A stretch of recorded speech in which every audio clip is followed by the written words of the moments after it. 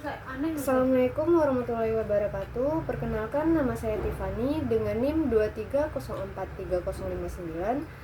Kan saya Sarah Ariska dengan NIM 23043024. Perkenalkan, nama saya Sheila Azlina dengan NIM 23043026. Baik, di sini kami memutuskan mengidentifikasi dua laporan keuangan. Yang pertama itu ada PT Indofood CBP Sukses Makmur Tbk, dan yang kedua PT Gudang Garam Tbk.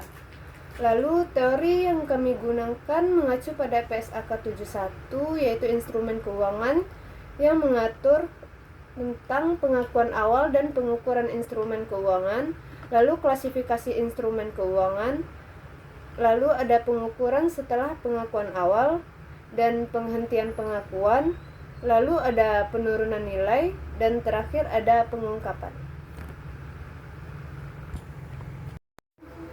Baik, di sini saya akan menjelaskan tentang identifikasi perlakuan akuntansi liabilitas keuangan dan ekuitas sesuai dengan PSAK 71.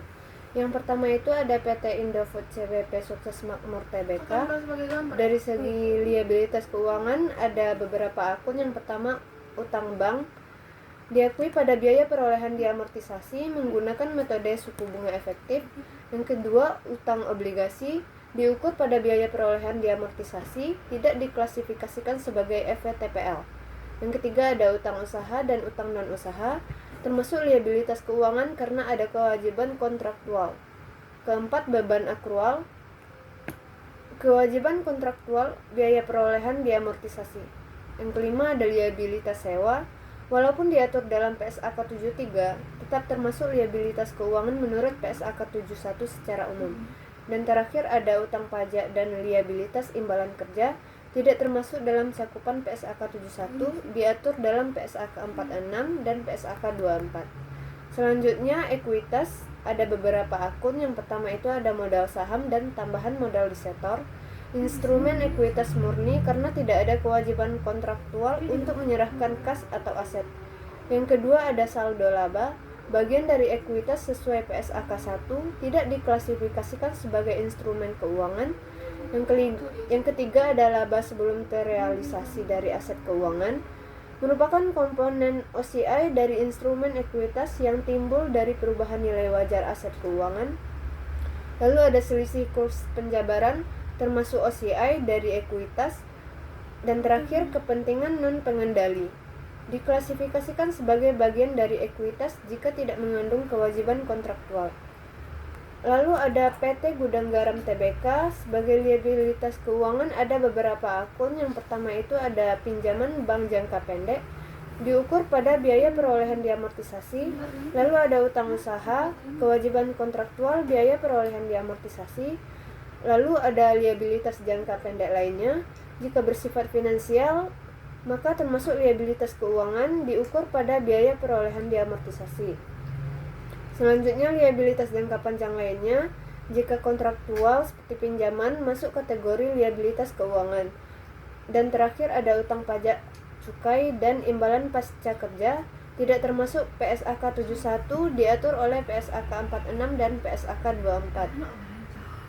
Lalu selanjutnya ada ekuitas. Terdapat beberapa akun. Yang pertama ada modal saham dan agio saham, merupakan instrumen ekuitas karena tidak ada kewajiban kontraktual. Lalu ada saldo laba, dicadangkan dan tidak dicadangkan, termasuk dalam ekuitas sesuai PSAK 1. Selanjutnya selisih transaksi dengan non-pengendali, diakui dalam ekuitas bukan liabilitas. Lalu ada OCI, pengukuran kembali liabilitas imbalan kerja, tidak diatur oleh PSAK 71 dan diatur oleh PSAK 24, tetapi dampaknya dicatat dalam ekuitas OCI. Lalu terakhir ada kepentingan non-pengendali, bagian dari ekuitas jika tidak ada hak tetap atas pembayaran kas. Baik, materi selanjutnya itu identifikasi komponen liabilitas keuangan dan ekuitas.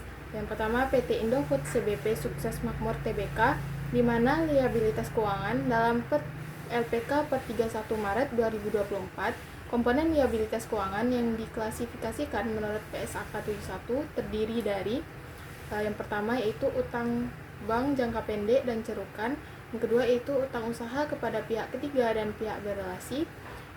Yang ketiga yaitu utang non usaha kepada pihak ketiga dan berelasi. Yang keempat yaitu beban akrual.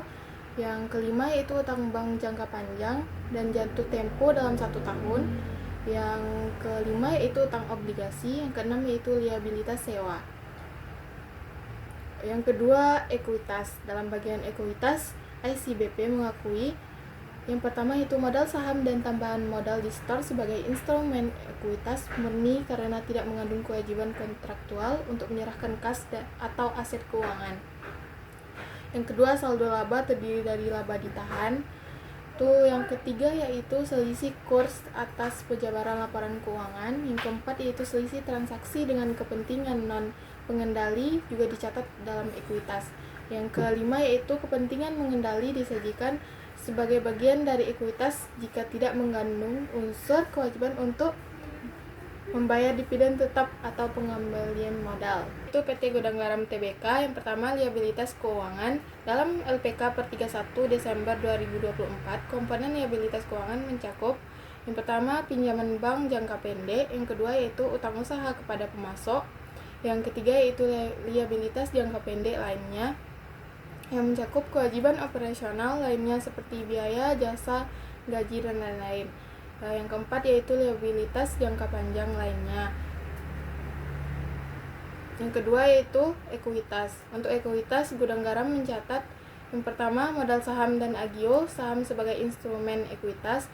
Yang kedua yaitu saldo laba baik yang dicadangkan maupun belum dicadangkan. Yang ketiga yaitu selisih transaksi dengan pihak non pengendali.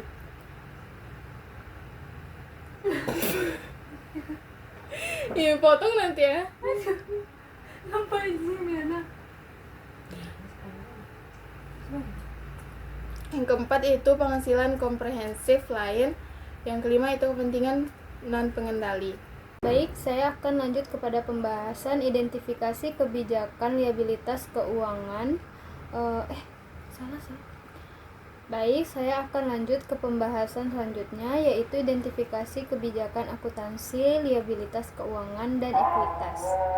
Yang pertama, liabilitas keuangan di PT Indofood CBP Sukses Makmur Tbk.